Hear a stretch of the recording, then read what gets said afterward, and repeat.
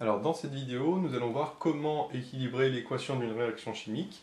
Dans une précédente vidéo, on avait vu comment utiliser des techniques simples pour équilibrer des équations qui étaient facilement équilibrables. Là, dans cette vidéo, on va voir des méthodes plus poussées, notamment le principe des systèmes qu'on avait vu dans le cours, puisque ici, on va avoir des équations qui ne s'équilibrent pas de manière très simple, en tout cas, les méthodes mises en œuvre dans la précédente vidéo ne sont plus applicables. Donc la première équation, c'est CO plus Fe3O4, donc CO2 plus Fe. Alors le principe qu'on avait vu dans la première vidéo, c'est que déjà le Fe qui lui est tout seul, c'est-à-dire constitué d'un seul type d'atome, s'équilibrera forcément en dernier. Parce que si on met un coefficient stoichiométrique ici, ça changera uniquement le nombre d'atomes de fer et pas d'autres atomes, donc on équilibre le Fe forcément à la fin. Maintenant, il reste les atomes de carbone et les atomes d'oxygène. Il n'y a pas vraiment de priorité entre les deux, donc on peut équilibrer celui qu'on veut au départ. A noter par contre que l'atome d'oxygène dans les réactifs est présent dans les deux molécules. Donc là, le souci, c'est que quand on va vouloir équilibrer les oxygènes, est-ce qu'on change le numéro ici ou est-ce qu'on change le numéro ici? Bon, c'est ça le problème qui va se poser ici. Pourquoi? Parce que si on regarde les atomes de carbone, en fait, ils sont déjà équilibrés pour l'instant. Comme ils sont déjà équilibrés, normalement, on n'y touche pas. Enfin, au début, en tout cas, on peut rien faire. Donc on va dire on va équilibrer les atomes de carbone, d'oxygène. Le problème des atomes d'oxygène, c'est qu'il y en a plus à gauche qu'à droite. Et à droite, on remarque qu'il y a O2. Donc comme il y a O2, si on met un coefficient ici, à chaque fois, ça va être multiple de 2. Donc il faudrait à gauche qu'il y en ait un nombre pair. Donc là, on se dit, bah tiens, ici, j'ai 4. Donc ici, par contre, j'en ai qu'un. Donc si je modifie le chiffre ici, je vais avoir à chaque fois des multiples des 4, ça va rester pair, mais avec lui, ça va toujours être impair. Donc je dis, bah tiens, je peux mettre par exemple ici un 2. Parce que si je mets un 2 ici, et ben j'aurai 2 plus 4, ça fait 6 atomes d'oxygène. Donc ici, par exemple, je mets un 3. Comme ça, j'ai bien équilibré les atomes d'oxygène.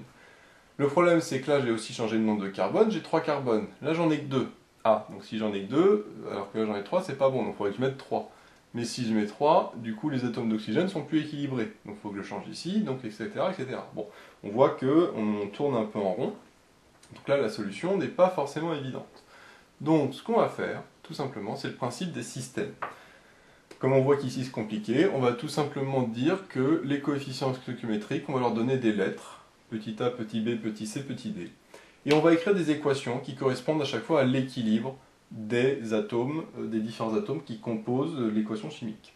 C'est-à-dire qu'au niveau des atomes de carbone, ici il y en a A fois 1, c'est-à-dire A. Donc à gauche, dans la réactive, j'ai A, petit a, atomes de carbone. À droite, ici, j'en ai C fois 1, c'est-à-dire petit c. Donc déjà, je sais que A est égal à C. Donc ça, c'est l'équation qui traduit l'équilibre du nombre d'atomes de carbone entre les réactifs d'un côté et les produits de l'autre. Si on fait le même principe pour les oxygènes, à gauche, j'en ai A fois 1, donc A, et ici, j'en ai B fois 4, donc plus 4B.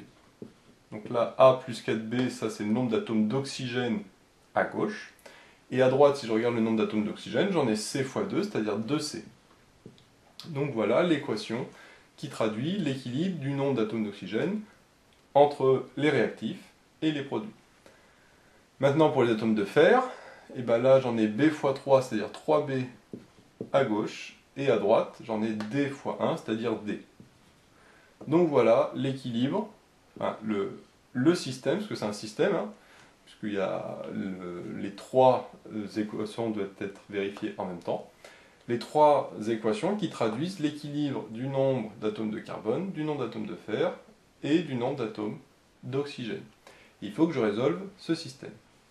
Alors, ici, il n'y a pas vraiment de technique, c'est vraiment un peu au feeling, on va dire. Bien sûr, on va utiliser ce qu'on a vu en maths sur les systèmes, mais il n'y a pas vraiment de méthode. On va voir par contre peut-être quelques petites particularités liées au système en chimie. Alors, ici on a A égale C, on ne peut pas faire grand chose. Par contre, ici dans la deuxième, le A, on vient de dire qu'il est égal à C. Donc là on peut remplacer le A par C, donc ça nous donne C plus 4B qui est égal à 2C. Et enfin, le 3B qui est égal à D, je ne peux pas faire grand chose. Maintenant, le A égale C, toujours rien faire. Par contre, là, les C, je peux les regrouper. Et donc, ça me donne 4B qui est égal à 2C moins C, c'est-à-dire C. Et enfin, j'ai le 3B qui est égal à D. Bon. Alors, une fois que je suis arrivé ici, on voit qu'il y a... On ne peut plus rien faire. On a 3 égalités avec à chaque fois une seule... Il n'y a pas de somme ou de différence. Donc, il va falloir tout simplement dire que une des 4 ici, un des 4 coefficients vaut 1. 1 tout simplement parce que c'est plus simple, on pourrait prendre 2, 3, 4, mais ça sert strictement à rien. On va prendre un des coefficients qui vaut 1. Maintenant, la question est de savoir lequel on prend égal à 1. En fait, il faut faire par élimination. Si on prend par exemple le D qui vaut 1, ben, ça fera B égale 1 tiers, ça donnera une fraction, donc c'est pas bon. Si on prend le C qui vaut 1, même principe, il y a le B qui est égal à 1 quart, donc même principe, c'est pas bon, parce qu'à ce moment-là, j'aurai B qui vaut une fraction. Et enfin, si je prends le A qui vaut 1, si A vaut 1, C vaut 1, et donc je vais avoir le B qui vaut un quart, comme tout à l'heure, c'est pas bon. Par contre, si je prends le B qui est égal à 1, et ben j'aurai le C qui vaut 4 fois 1, 4, j'aurai le D qui vaut 3 fois 1, 3, et j'aurai le A qui vaut C, c'est-à-dire 4, comme on vient de le voir. Et donc à ce moment-là, j'aurai que des entiers. Et donc, c'est bon, je dis, on pose B égale 1, et à ce moment-là, j'ai C qui est égal à 4, donc le B qui vaut 1, le A qui est égal à C, donc qui est égal à 4 aussi, et le D qui est égal à 3 fois B, c'est-à-dire 3 fois 1, 3. Et donc voilà, il ne reste plus qu'à remplacer dans l'équation avec les différentes valeurs que je viens de trouver. C'est-à-dire que le A, on a dit qu'il valait 4, le B vaut 1, le C vaut 4, et enfin le D vaut 3. Donc maintenant on peut vérifier que c'est bien bon au niveau de l'équilibre. Au niveau des atomes de carbone, 4 fois 1, ça fait 4. Ici 4 fois 1, ça fait 4. Au niveau des atomes d'oxygène, j'en ai 4 fois 1, 4. Et ici 4 fois 1, 4. Donc 4 et 4, 8. Et ici 2 fois 4, 8. Donc là c'est bien équilibré. Et enfin les atomes de fer, j'en ai 3 fois 1, 3. Et ici 3 fois 1, 3. Donc tout est bien équilibré de part et d'autre. Alors je vais juste revenir un petit peu sur ce B égale 1. La plupart du temps, on peut prendre un des chiffres qui vaut 1. Bon. Mais ce n'est pas tout le temps le cas. Des fois, il faut prendre 2, des fois, il faut prendre 3, des fois, prendre 4. Il faut toujours, en fait, essayer d'abord 1, voir si je prends un des chiffres qui vaut 1, est-ce que j'arrive à avoir des entiers comme ici sur chacun des nombres, des coefficients. À ce moment-là, je prends ça. Par contre, si j'y arrive pas, et bien à ce moment-là, j'essaye avec b égale 2, je regarde si j'arrive à avoir que des entiers en prenant un des coefficients qui est à 2. Si j'y arrive pas, à ce moment-là, je prends 3, etc. etc. Bon. Et alors, on se dit, pourquoi est-ce que 1 ça marche forcément? Non, justement, 1 ça marche pas forcément, ça marche si jamais il y a un des coefficients dans l'équation qui vaut 1. Mais c'est pas tout le temps le cas, des fois il y a des équations où chaque coefficient vaut 2, 3, 4, 5, 6, 7, 8, etc. et aucun ne vaut 1. Donc à ce moment-là, c'est pour ça que prendre le coefficient, un des coefficients qui est égal à 1, ne marcherait pas dans ce type d'équation. Voilà. Donc il faut essayer, c'est pour ça que je dis qu'il n'y a pas de règle en la matière, c'est un petit peu au feeling, il faut faire des essais et au final trouver. Sachant que ça, on peut le faire au brouillon, on n'est pas obligé de l'écrire, du moment qu'à la fin on a la bonne réponse, il n'y a pas de problème. Donc voilà un petit peu le principe de comment équilibrer une équation chimique avec un système en écrivant les différentes équations de l'équilibre de chaque type d'atome. Et on arrive très souvent à des systèmes où il faut prendre une décision sur un des coefficients qui après nous donne tous les autres. Sachant qu'il faut bien vérifier à la fin qu'on ne peut pas simplifier tous les coefficients par un même chiffre, parce que là, l'équation est sous cette forme-là, on aurait très bien pu tout multiplier par 2, c'est-à-dire si on avait pris b égale à 2, ici tous les coefficients auraient été multipliés par 2. Donc là on aurait eu 8, 2, 8 et 6. Et à ce moment-là, on aurait vu que tous les coefficients étaient multiples de 2, et à ce moment-là, on aurait réécrit en dessous la même équation, mais en divisant tous les coefficients par 2. Dans la vidéo précédente, c'était l'inverse, on avait vu qu'il y avait une fraction, donc on avait multiplié tous les coefficients par 2 pour ne plus avoir de fraction. On peut très bien diviser aussi tous les coefficients, si jamais ils sont tous multiples d'un même nombre. Donc voilà, on va mettre cette technique en œuvre sur le deuxième exemple, en allant un petit peu plus vite, juste pour voir une application sur une autre équation, pour voir un petit peu les différences. Donc là, même principe, hein, on voit que c'est pas forcément une équation très simple.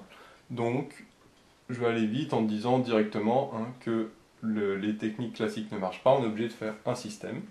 Et à ce moment-là, je vais avoir différentes équations qui vont correspondre à l'équilibre de chacun des atomes.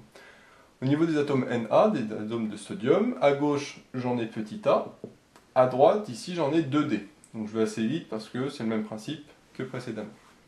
Au niveau des Cl, les atomes de chlore, à gauche j'en ai petit a, à droite j'en ai petit c. J'ai A qui est égal à C. Au niveau des H, ici j'en ai 2B. Et au niveau des H, ici j'en ai C. Maintenant au niveau des S, les S ici j'en ai B. Et à droite les S j'en ai D. Et enfin les oxygènes, à gauche j'en ai 4B. Et à droite j'en ai 4D. Donc voilà, ça c'est les 5 équations qui correspondent à l'équilibre des 5 types d'atomes différents, parce que ici j'ai Na, Cl, H, S et O, donc j'ai 5 types d'atomes différents. On va simplifier ce système, alors déjà on voit que 4B égale 4D, si on simplifie ça me donne B égale D, donc en fait c'est la même que celle qui est ici, donc c'est un peu répétitif, donc celle-là on peut l'effacer, puisqu'en fait c'est la même que la première. Maintenant, si je réécris tout ça, eh ben, j'ai A qui est égal à 2D, ça je peux rien en faire. Ensuite j'ai A égale C, celle-là je vais la garder. Ensuite j'ai C égale 2B, je vais écrire plutôt comme ça, C égale 2B. Et enfin la dernière, B égale D. Alors en fait celle-là, si on remarque bien, on voit qu'elle est un peu répétitive, puisque on a dit que A est égal à C, donc si A égale C, comme le A vaut 2D et le C vaut 2B, A égale C, ça me donne 2B égale 2D. Donc si 2B égale 2D, c'est-à-dire que B égale D, et donc on retrouve la dernière. Donc là, finalement, celle-là est répétitive avec celle-là, le A égale C, d'après ce qu'on vient de dire. Voilà. Donc finalement, j'ai plus que 3 équations, et donc là, même principe, il faut que je dise une des valeurs vaut 1. Alors, si je prends A qui vaut 1, par exemple, j'aurai D qui vaut 1,5, donc c'est pas bon. Si je prends B qui vaut 1, j'aurai C qui est égal, par contre, à 2. Donc là, ça peut être bien. Hein. Si je prends B égale 1, j'ai C qui est égal à 2. Pour l'instant, ça marche. Ensuite, j'ai A qui est égal à C. Donc ça veut dire que j'ai A aussi qui est égal à 2. Et si A égale 2, eh ben, j'ai D qui vaut 2 sur 2, c'est-à-dire D égale 1. Et donc c'est bon. Hein, on voit qu'en faisant un test, hein, si je prends B égale 1, on voit que ça marche. Donc du coup, si j'avais pris D égale 1, bah, évidemment, j'aurais trouvé évidemment les mêmes choses. Donc j'ai plus qu'à remplacer avec ce que j'ai trouvé, et après vérifier que je ne me suis pas trompé dans les calculs. Donc le A vaut 2, le B vaut 1, donc je ne change rien, le C vaut 2 aussi, et le D vaut 1. Donc maintenant on vérifie, 2Na, 2Na, 2Cl, 2Cl, 2H, 2H, 1S et 1S, 4O et 4O. Donc voilà, hein, finalement, c'est bien équilibré. Donc je ne suis pas trompé dans la résolution de mon système. Donc comme on voit, hein, un système, quand on le résout, au début on a 5 équations, mais on peut très bien trouver des équations redondantes et finir avec au final 3 équations. Mais à partir de ça, c'est suffisant pour trouver différentes valeurs. Donc comme on a vu, on essaye A égale 1, on voit que ça ne marche pas parce qu'on a une fraction. On essaye B égale 1, bah là on voit que ça marche. Et si ça n'avait pas marché, ben on aurait essayé C égale 1, ensuite D égale 1. Et si ça n'avait pas marché, ben on aurait essayé A égale 2, B égale 2, C égale 2, D égale 2, etc. etc. jusqu'à temps qu'on trouve une résolution de système avec que des entiers pour les coefficients. Donc voilà un petit peu hein, la technique pour réaliser des équilibres d'équations chimiques. Quand on a des équations un petit peu compliquées et on ne sait pas par où commencer, ben rien n'empêche de faire un système. C'est un petit peu plus long, mais au moins, au final, ça marche. Donc voilà, j'espère que cette vidéo vous sera utile. N'hésitez pas à vous abonner pour être au courant des nouvelles vidéos qui sortiront. J'ai mis le lien vers l'énoncé de l'exercice dans la description avec d'autres exercices sur l'équilibre des réactions chimiques. J'ai également mis le lien vers la page Tipeee où vous pouvez soutenir Méthode Physique. Et moi je vous dis à bientôt pour une nouvelle vidéo.